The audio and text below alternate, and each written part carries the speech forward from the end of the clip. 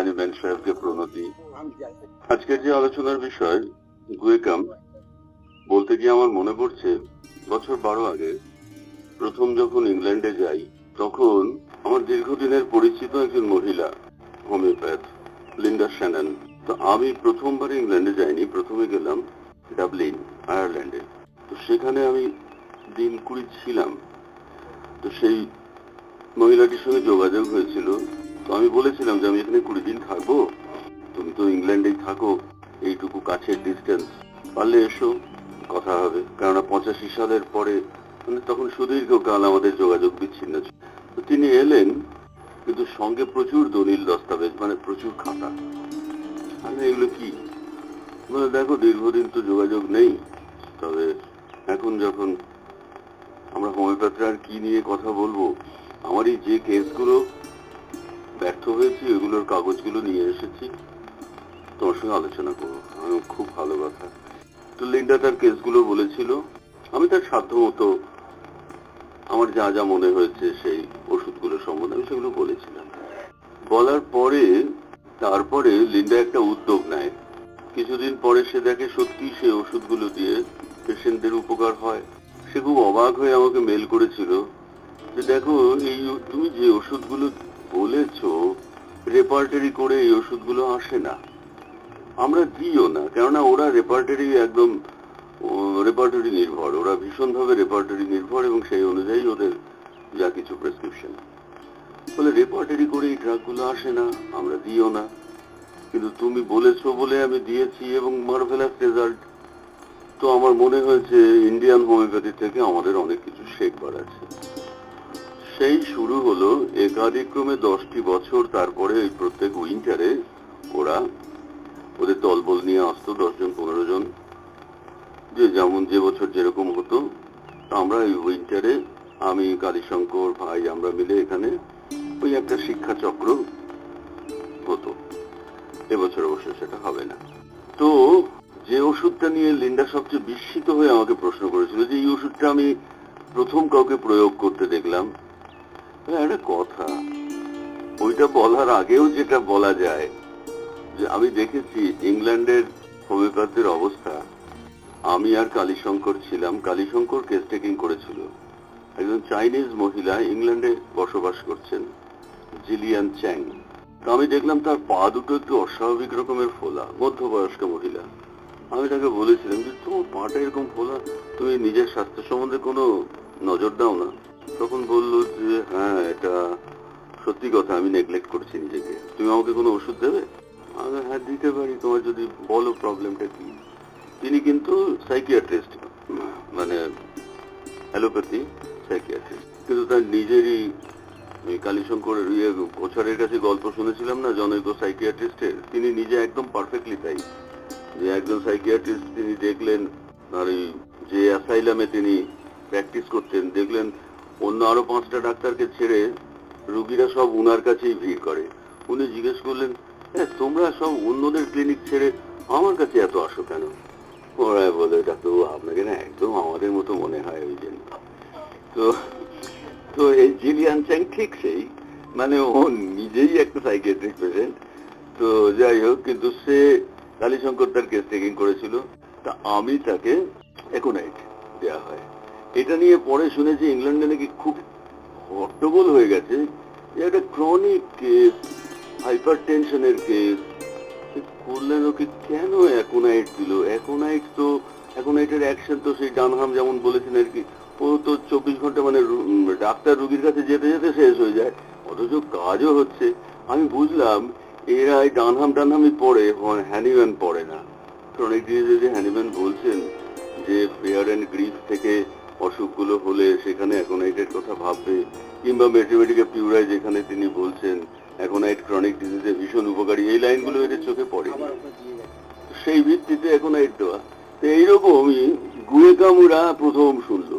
আমি বললাম আশ্চর্য, গুয়েকাম তো আমার স্যারের প্রিয় ওষুধগুলোর একটা। নমস্কার, আপডেটেড হোমিওপ্যাথির পক্ষ থেকে আপনাদের স্বাগত।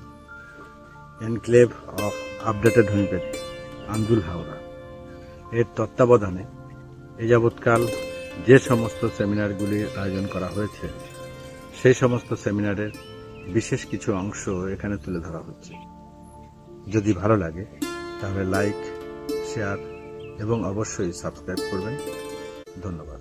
তারপরে তারা যখন এখানে এসেছিল আমি দেখিয়েছিলাম যে দেখো গুয়েকামটা স্যারকে প্রেসক্রাইব করতেন। স্যার তো ভীষণভাবে হ্যানিম্যানের ফলোয়ার।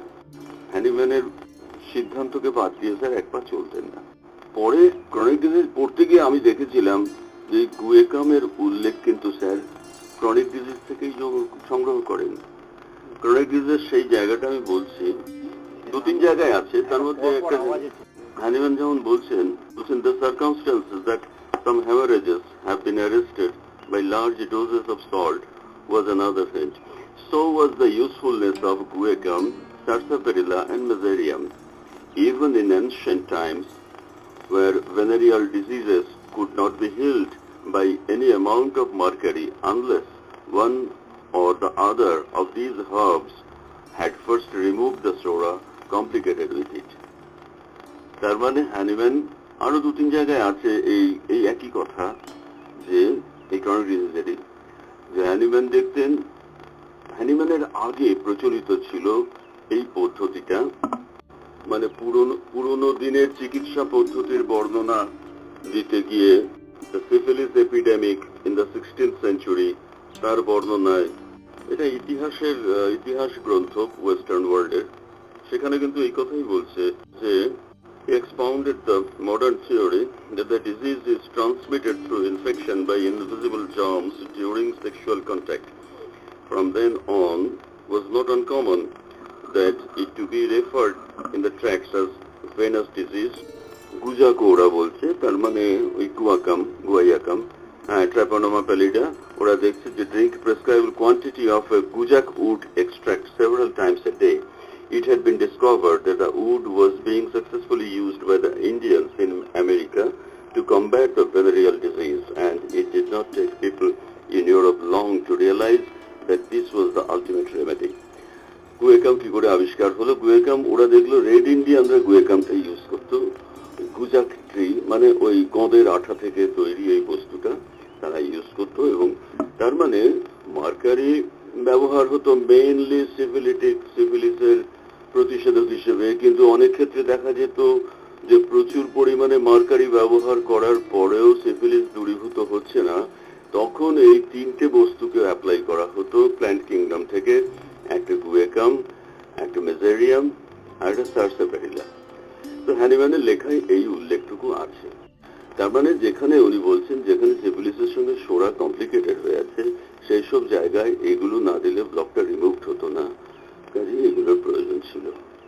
তো এইবার স্যার যেহেতু মায়োজমেটিক প্রেসক্রাইবার হিসেবে উনি চিকিৎসা করতেন, তো মেনলি ক্রনিক ডিজিজের পেছনে যে ওইটার ভূমিকা অনস্বীকার্য, এটা তিনি প্রথম অত্যন্ত গুরুত্ব দিয়ে ভারতবর্ষের আমাদের যে হোমিওপ্যাথিরা দেখেছি তাদের মধ্যে উনি সবচেয়ে গুরুত্ব দিয়ে এটা দেখতেন। গুয়েকাম ওইখান থেকে এসেছে, অর্থাৎ যেখানে সোডার সাথে সিফিলিস ওরিয়েন্টেশন থাকে তখন তিনি যে তিনটে ওষুধের কথা ভাবতেন, গুয়েকাম, মেসোথেলিয়াম, সারসাপারিলা। গুয়েকামে কিন্তু এছাড়াও মেডিসিনালি, যদি মায়াজমেটিক অ্যাসপেক্ট আমরা ছেড়েও দিই, সিমটোম্যাটিক্যালিও এটাকে প্রয়োগ করার কতগুলো ক্ষেত্র আছে। এটার উপরে একটা জাস্ট সিনপটিক ভিউটা আমি বলছি। হ্যানিম্যান যেটা বরিকের বই থেকে, আমাদের গুয়েকামের পড়াশোনা মেনলি বরিক থেকে, তারপরে অন্যান্য বই একটু আধটু নেওয়া হয়েছে। সেইখানে গুয়েকামের সম্বন্ধে যে কয়েকটা কথা বলা আছে, বেসিক কথা তিনটে চারটে, এগুলো মনে রাখলেই হবে এবং এগুলো খুব সোজা। যেমন 1 নম্বর হচ্ছে টনসিলাইটিস। ক্রনিক টনসিলাইটিসে গুয়েকাম একটা অনবদ্য ওষুধ। আমরা জানি এই টনসিল থেকে অনেকগুলো সমস্যা হয়, সেই সমস্যাগুলোও কিন্তু গুয়েকামের তার পারভিউয়ের মধ্যে আসে। যেমন টনসিল যদি ঠিকঠাক ট্রিটেড না হয়, এই টনসিল থেকেই ইনফেকশনটা ভেতরে যাচ্ছে, সেখানে গিয়ে নেফ্রাইটিস হতে পারে, রিউম্যাটিক ফিভার হতে পারে, মাইটাল স্টেনোসিস হতে পারে, এগুলো তো আমরা পড়েছি প্র্যাকটিস অফ মেডিসিনের নলেজ। তাহলে গুয়েকাম যেখানে টনসিল, আমি যখন কেস টেকিং করি ইনভেরিয়েবলি ব্যথা বেদনার রোগী থাকলে, কিন্তু ক্রনিক ব্যথা বেদনার রোগী থাকলে আমি প্রশ্ন করি, টনসিলের কোনো ইতিহাস আছে? ছোটবেলায় ঠান্ডা লেগে গলা ব্যথা বা টনসিল এগুলো হতো? যেখানে পাই সেখানে আমার প্রিয়তম ওষুধ দুটো, ফাইটোলাক্কা আর গুয়েকাম। এবং আপনারা প্রয়োগ করে দেখবেন, ব্যর্থ হবেন না। কিছু না কিছু কাজ পাবেনই পাবেন। একটু চিলি থাকলে ফাইটোলাক্কার কথা ভাবা হয়, আর একটু হট থাকলে গুয়েকামের কথা ভাবা হয়। তো যেখানে টনসিলাইটিস তো একটা কমনেস্ট প্রবলেম গুলোর একটা, গুয়েকাম টনসিলের একটা অসাধারণ ওষুধ। এবং টনসিলকে কেন্দ্র করে যা যা ধরনের শরীরের অন্যান্য প্রবলেম গুলো হতে পারে, স্বভাবতই গুয়েকামের সেগুলোর ওপরে কিছু না কিছু ক্ষমতা আছে। সেই জন্য ব্যথা বেদনার ক্ষেত্রেও অসাধারণ। এবং রিউম্যাটিক ফিভার যেহেতু টনসিল থেকে হওয়া একটা অনবদ্য সমস্যা, অন্যতম সমস্যা, সেই হেতু রিউম্যাটিক ফিভার যদি কভার হয়, তাহলে ওই ধরনের সিমটমের সঙ্গে মিলটিল আছে এমন অন্যান্য আর্থারাইটিসও তো ভাবা যাবে। এই যে রোগের নামটা এখানে বড় কথা নয়, মানে সেই নামটার আন্ডারে প্যাথোলজিক্যাল কি কন্ডিশনটা কভার্ড হচ্ছে, এইটা বড় কথা।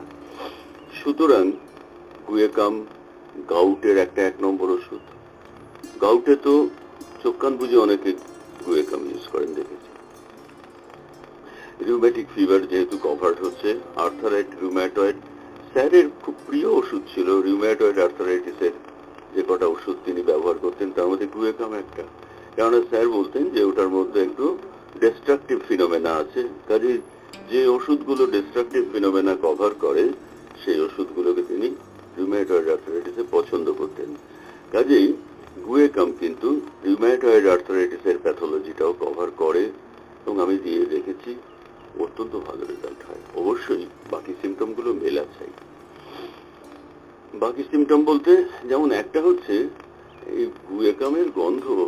আমাদের কতগুলো ওষুধ আছে যেগুলো তার স্বাদে গন্ধে অনবদ্য, যেমন গুয়েকাম, সে তার বিচিত্র গন্ধ বলার মতো নয়। কাজেই সেই ওষুধটা থেকে প্রুভিং এ যে তার শরীরের থেকে সুগন্ধ বেরোবে, তো আশ্চর্যের কিছু নেই। কাজেই ওই খুব দুর্গন্ধ ঘামের বা যে কোনো সিক্রিশনে এটা গুয়েকামের একটা ফিচার। কাজেই আমরা যেমন সরিনামের কথা ভাবি, আসলে এগুলো কিন্তু বাংলায় সে বলা হয় না যে তুমি যা খাবে বাবু, তুমি তো সেই রকমই তো তোমার দাস্ত হবে, কি কাঠ খেলে আমরা, এরকম কিসব কথা আছে না? তো যেমন ক্রিওজোট, কি তীব্র গন্ধ। ক্রিওজোটের রোগীর যে ডিসচার্জে গন্ধ হবে, এতে আশ্চর্যের কি আছে? তো হবেই। সেই রকম মানে এগুলো খুব সিম্পল অ্যানালজি।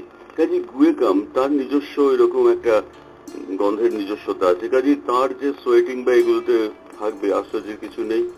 এবং প্রচুর তার ঘামটাম এগুলো খুব বেশি হয়। Free foul secretion. আমার মনে আছে 10 বছর বয়সে মেয়েটার ইউটেরাসটা ওরা বাদ দেয়, ওর থেকেই তার আর্থারাইটিক কমপ্লিকেশন শুরু হলো।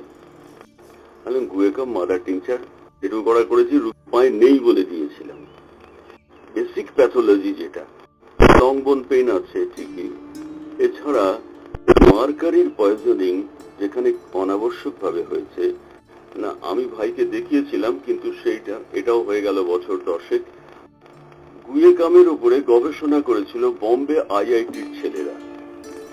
সেটা তার তথ্যটা সায়েন্স রিপোর্টার, আমি সায়েন্স রিপোর্টার এমনি একটা সায়েন্স পত্রিকা যেটা রাখি, তাতেই তথ্যটা পাই। সেখানে তারা বলেছিল যে তারা দেখেছে এটা একটা খুব সাকসেসফুল ড্রাগ হাইপার টেনশনে। কাজে আমরা এটা একটা অ্যাড করতে পারি যে গুয়েকাম, সেই সময়ের এই তথ্যটা পাওয়া যায়নি, কিন্তু বোম্বে আইআইটির ছেলেরা যখন দেখেছে যে হাইপার টেনশনে গুয়েকাম একটা অত্যন্ত সাকসেসফুল ড্রাগ, কাজে এটাকেও আমরা আমাদের ডায়েরিতে, আমাদের পরীক্ষার রেপার্টারি, পরীক্ষার মেটেরিয়ালতে তার পাশে ইনক্লুড করতে পারি। কেননা এই ক্লিনিক্যাল পয়েন্টগুলো ইগনোর করা যাবে না। তো গুয়েকাম সম্বন্ধে আমার নলেজ এটুকুই। এবার পরবর্তী বক্তা বলবেন, আমি আমার বক্তব্য এখানে শেষ করলাম।